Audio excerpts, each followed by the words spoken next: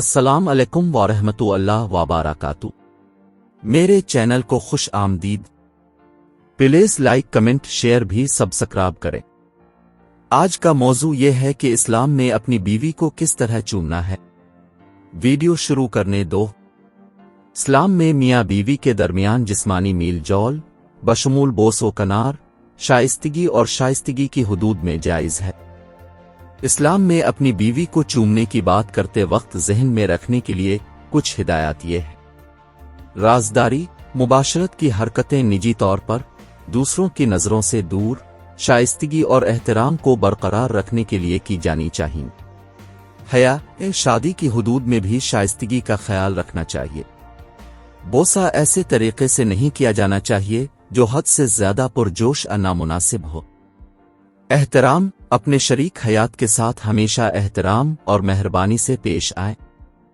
کسی بھی جسمانی پیار میں، یہاں تک کہ شادی کے اندر بھی رضامندی ضروری ہے۔ صفائی ستھرائی، اسلام میں جسمانی مباشرت سے پہلے صفائی وضو کی ترغیب دی گئی ہے۔ روزے اور نماز کے اوقات میں پرہیز کریں۔ عام طور پر یہ مشورہ دیا جاتا ہے کہ رمضان میں روزے کے اوقات میں اور نماز کی حالت میں جسمانی قربت بشمول بوسہ لینے سے گریز کریں۔ عوامی مقامات پر گریز کریں۔ اگرچہ ہاتھ پکڑنا عوام میں پیار کا اظہار کرنا ثقافتی طور پر اور مختلف اسلامی کمیونٹیز میں مختلف ہو سکتا ہے، عام طور پر جسمانی پیار کو زیادہ نجی رکھنے کی سفارش کی جاتی ہے۔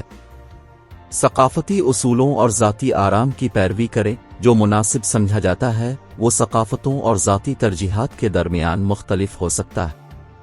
دونوں شراکت داروں کے آرام کی سطح کو ہمیشہ برقرار رکھیں۔ یاد رکھیں، ان ہدایات کا مقصد ازدواجی رشتے کے اندر تقدس اور احترام کو برقرار رکھنا ہے۔